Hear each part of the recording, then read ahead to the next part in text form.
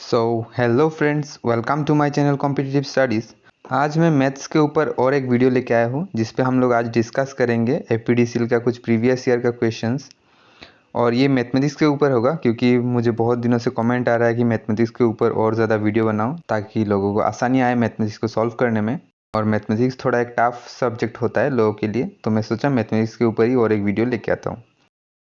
So friends, आज का video कुछ इस तरह होने वाला है कि इसको समझने से ज़्यादा इसको हमें सीखना पड़ेगा। मतलब कुछ टर्म्स ऐसा है जो कि हमें याद रहना चाहिए क्योंकि ये सब चीज़ हमेशा एग्जाम में पूछा जाता है। और ये कुछ ऐसा थ्योरीज है जो कि बहुत इंपॉर्टेंट है और यहाँ से क्वेश्चंस आता है। सो आप ये वीडियो अच्छे से देखिए ताकि कोई भी क्वेश्चन अगर ये सब थ्योरीज के ऊपर आता है तो आप अच्छे से कर पाए। और वीडियो को एक लाइक कर दीजिए और मेरे चैनल को सब्सक्राइब कर दीजिए ताकि आने वाला कोई भी कंटेंट आपसे छूट ना जाए। सो चलिए अभी शुरू करते हैं वीडियो को। सो यहाँ पे क्वेश्चन दिया गया है कि √2 is a dash number, A rational, B irrational, C prime, D none. So √2 को अगर देखें तो √2 को हम लोग डायरेक्ट कोई एक नंबर पे चेंज नहीं कर पाएंगे क्योंकि √2 का वैल्यू एग्जैक्ट नंबर में नहीं आता है। सो हम लोग √2 का कोई एग्जैक्ट वैल्यू नहीं बता पाएंगे और इसको PYQ फॉर्म में एक्सप्रेस नहीं कर पाएंगे, तो इसको हम लोग इसलिए इरेशनल नंबर में रखेंगे। सो इसका आंसर हो जाएगा इरेशनल, ऑप्शन बी इरेशनल। क्योंकि हमें पता होना चाहिए कि कोई भी एक नंबर को अगर हम लोग PYQ फॉर्म में एक्सप्रेस कर पाए तो वो होता है रेशनल नंबर, लेकिन √2 को हम लोग PYQ फॉर्म में एक्सप्रेस नहीं कर पाएंगे बोल के ये होगा इरेशनल नंबर। नेक्स्ट क्वेश्चन अगर देखें तो नेक्स्ट है trivial solution of homogeneous linear equation is. Option A में दिया गया है x1 y0 z0। ये x y z हो रहा है, एक्सिस के बारे में मैं बोल रहा हूँ। तो यहाँ पे x axis 1, y axis 0, z axis 0। B option में है x axis 0, y axis 1 and z axis 0। C option में है x axis 0, y axis 0 and z axis 1। और डी ऑप्शन में दिया गया है x axis 0, y axis 0 and z axis भी 0। तो ट्रिवियल सॉल्यूशन में एक्चुअली दोस्तों x, y और z ये तीनों 0 होता है, 0 0 0। सो ट्रिवियल सॉल्यूशन कोई भी होमोजेनियस लीनियर इक्वेशन का होगा x equal to 0, y equal to 0, z equal to 0। माने ऑप्शन हम लोग का हो जाएगा ऑप्शन डी करेक्ट आंसर।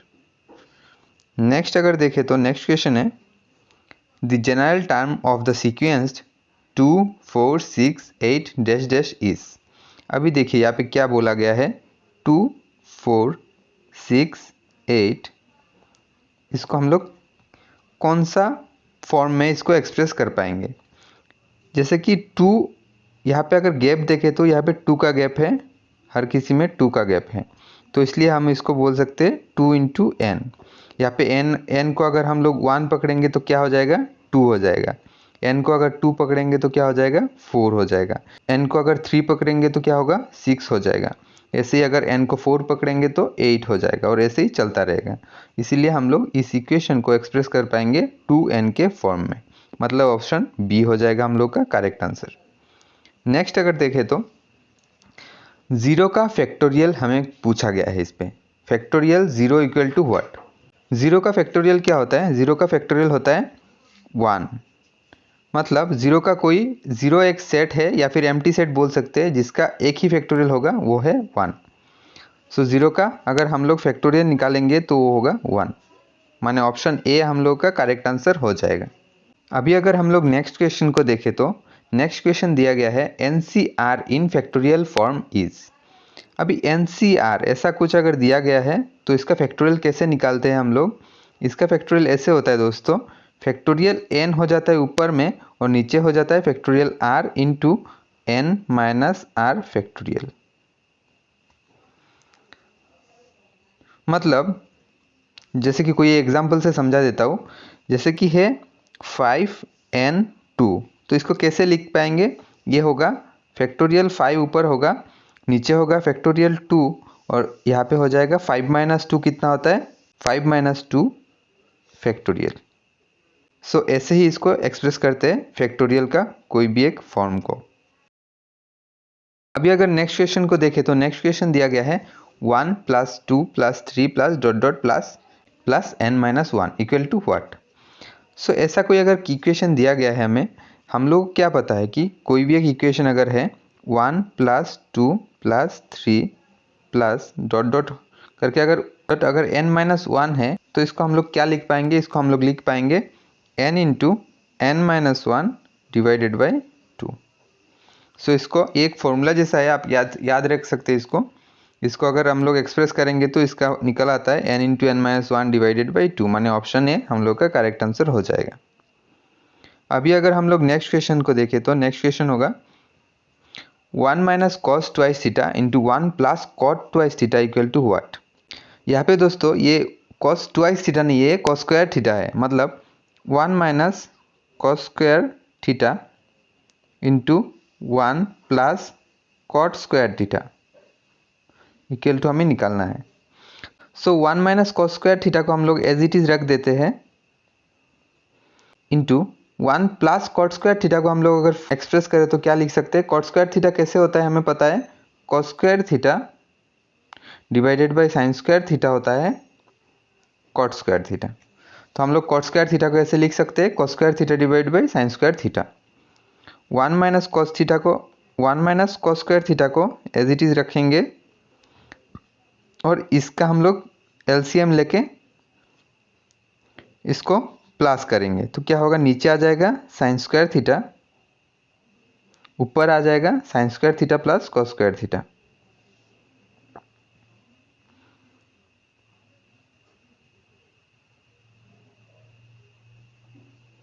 तो sin square theta plus cos square theta हमें पता है कि 1 होता है, तो क्या हो जाएगा 1 - cos square theta into 1/sin square theta. और sin स्क्वायर थीटा क्या होता है, sin स्क्वायर थीटा हो जाता है 1 - cos स्क्वायर थीटा। सो हो जाएगा 1 - cos स्क्वायर थीटा इंटू हो जाएगा 1/1 - cos स्क्वायर थीटा। और ये cos स्क्वायर थीटा काट हो जाएगा तो ऊपर बचेगा बस ओनली 1। सो हम लोग का आंसर निकल आता है ऑप्शन डी 1। सो मैं आशा करता हूँ कि आपको समझ में आया है कि ये क्वेश्चन कैसे सॉल्व हुआ। अगर कुछ भी आपको डाउट है या फिर कुछ भी आपको प्रॉब्लम आता है तो मुझे कमेंट करके बताइए, मैं उस डाउट को आपका सॉल्व करूँगा। अभी नेक्स्ट क्वेश्चन देख लेते हैं। नेक्स्ट क्वेश्चन है cos अल्फ़ा प्लस बीटा का हमें इक्वेशन निकालना है। सो ये एक फॉर्मूला है दोस्तों, और ये फॉर्मूला हमें हमेशा याद रखना है कि साइन अल्फ़ा प्लस बीटा का फॉर्मूला होता है sine alpha into cos beta plus cos alpha into sine beta. और ऐसे ही साइन अल्फ़ा माइनस बीटा का फॉर्मूला होता है sine alpha into cos beta minus cos alpha into sine beta.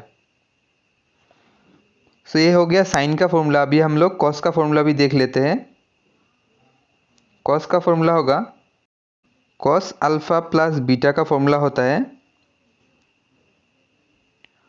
Cos alpha into cos beta minus sine alpha into sine beta.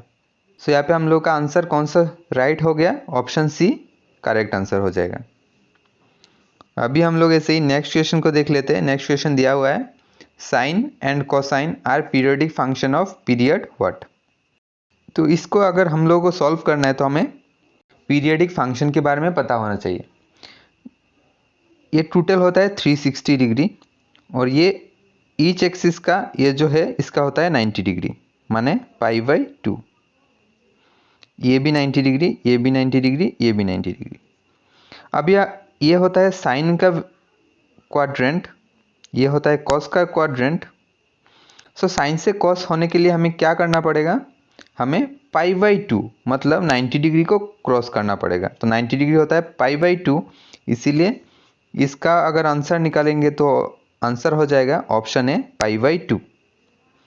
So option A π/2 मतलब अगर 90 degree को cross करते हैं तो sine cos में चेंज हो जाएगा, इसीलिए इसका आंसर निकल आया π/2 माने 90 डिग्री। अभी अगर हम लोग नेक्स्ट क्वेश्चन को देखें तो the inverse exist only for the function which is. अभी इसको हमें पता होना चाहिए कि कोई भी एक वैल्यू का इन्वर्स तभी एग्जिस्ट करेगा जब उसका फंक्शन ऑन टू होगा। मतलब ऑन टू है हम लोग का यहाँ पे प्राइमरी रिक्वायरमेंट कोई भी एक फंक्शन का इन्वर्स एग्जिस्ट करने के लिए। सो इसका आंसर हो जाएगा ऑप्शन बी ऑन टू, और इसको हमें याद रखना है। ऐसे अगर हम लोग नेक्स्ट क्वेश्चन को देखें तो general solution of the equation 1 + cos x = 0 is. यहाँ पे दिया गया है कि 1 + cos x = 0, इसका जनरल सॉल्यूशन क्या होगा या फिर जनरल सॉल्यूशन का इक्वेशन क्या होगा। सो इसको करने के लिए क्या करेंगे, पहले ही देख लेंगे कि 1 + cos x = 0 मतलब cos x =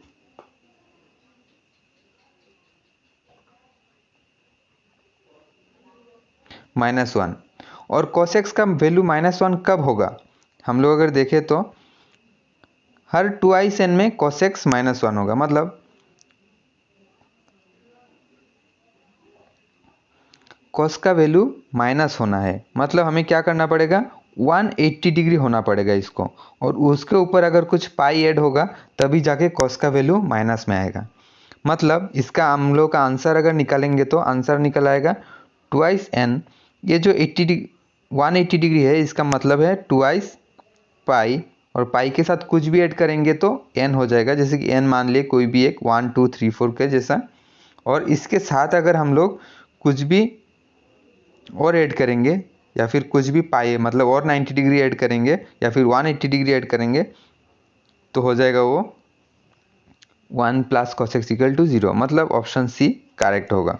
अभी अगर हम लोग नेक्स्ट क्वेश्चन को देखें तो यहाँ पे लिखा हुआ है a + ib = c + id then it must be true that.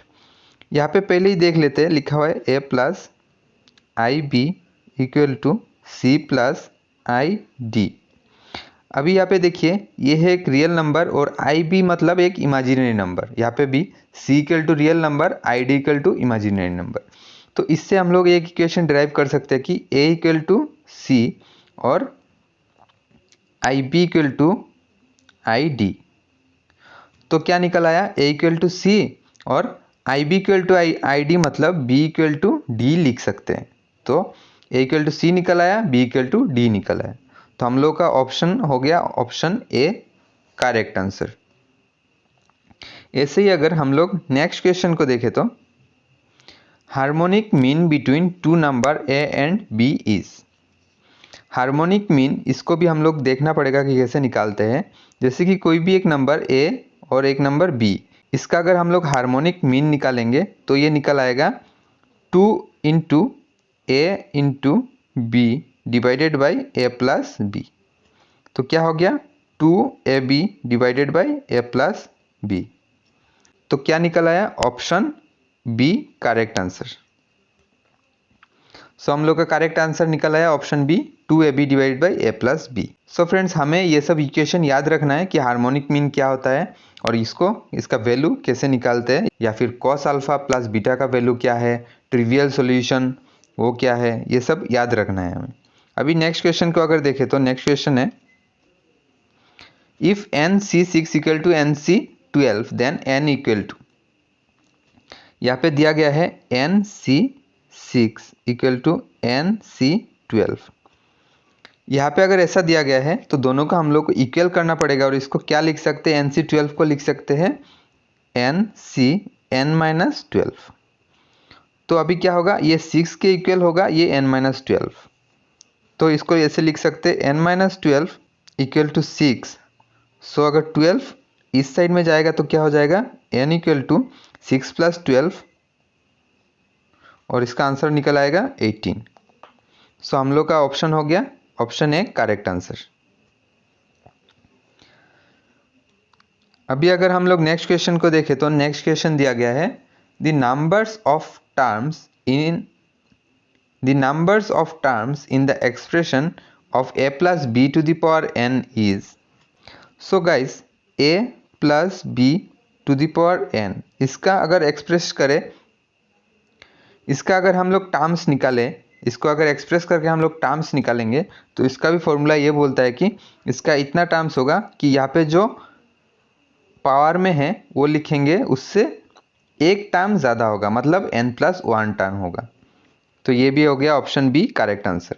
So friends, ये सब हमें याद रखना है कि कोई भी एक अगर टर्म है उसका इक्वेशन में या फिर पावर में n या फिर 1 2 जो भी दिया गया है उसका अगर कितना टर्म होगा पूछे तो हम लोग क्या करेंगे, डायरेक्टली इसको लिख देंगे, जो इक्वेशन में या फिर पावर में है उसको लिखेंगे, उसके साथ एक ऐड कर देंगे, माने +1 कर देंगे, तो जितना निकल आएगा वही होगा इसका टर्म्स, नंबर ऑफ टर्म्स। अभी अगर हम लोग नेक्स्ट क्वेश्चन को देखें तो any point on the line y = x is of the term, माने कोई भी एक पॉइंट जो x = y बोला है ना, तो मतलब x = y, तो x भी जितना होगा y भी उतना ही होगा। तो यहाँ पे अगर हम लोग ऑप्शंस देखें या फिर ऑप्शंस में जो नंबर या फिर हमें जो दिया गया है वो देखें तो एक ही ऑप्शन ऐसा है जिसपे x और y एक्सिस का वैल्यू सेम है, मतलब a और a, तो यही हो जाएगा हम लोग का करेक्ट आंसर। इसको ऑप्शन देख के ही हमें समझ लेना है। अभी अगर हम लोग नेक्स्ट क्वेश्चन को देखें तो नेक्स्ट क्वेश्चन दिया गया है the equation of the line whose graph passes through the origin is. So कोई भी अगर ग्राफ है जिसका लाइन ओरिजिन से पास हो रहा है तो उसका इक्वेशन हमें पूछा गया है।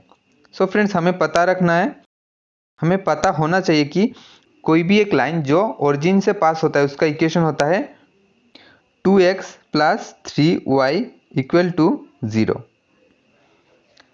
सो हम लोग का आंसर हो गया ऑप्शन बी, जो कि है करेक्ट आंसर। अभी अगर हम लोग नेक्स्ट क्वेश्चन देखें तो the equation of y axis is, तो कोई भी एक अगर एक्सिस है, ये होगा x और ये है y, तो y एक्सिस का जो भी इक्वेशन होगा उस पर क्या होगा, हमेशा इस लाइन पे जो भी होगा उसके लिए हम लोग का x 0 होगा। मतलब अगर कोई भी एक वैल्यू जैसे कि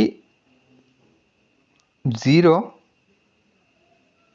1, मतलब क्या है, 0 है x एक्सिस का और 1 है y एक्सिस का, तो y एक्सिस में रहने के लिए क्या होना पड़ेगा, x एक्सिस को हमेशा 0 रहना पड़ेगा। क्यों?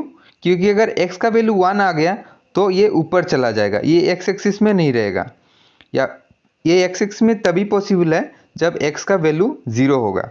मतलब x का वैल्यू अगर 0 है तो हम लोग का कोई भी अगर एक इक्वेशन है तो y एक्सिस में वो फॉल करेगा। सो हो गया फ्रेंड्स इतना क्वेश्चन। आज 18 क्वेश्चन किए। आप बताइए कि इसमें कितना क्वेश्चन आप सॉल्व कर पाए अपने से, और अगर कुछ नहीं हो पा रहा है, कुछ दिक्कत आ रहा है तो हमें कमेंट करके बताइए, हम लोग नेक्स्ट वीडियो में इसका सॉल्यूशन लेके आएंगे। So thanks for watching this video, और वीडियो को लाइक और चैनल को सब्सक्राइब ज़रूर कर दीजिए।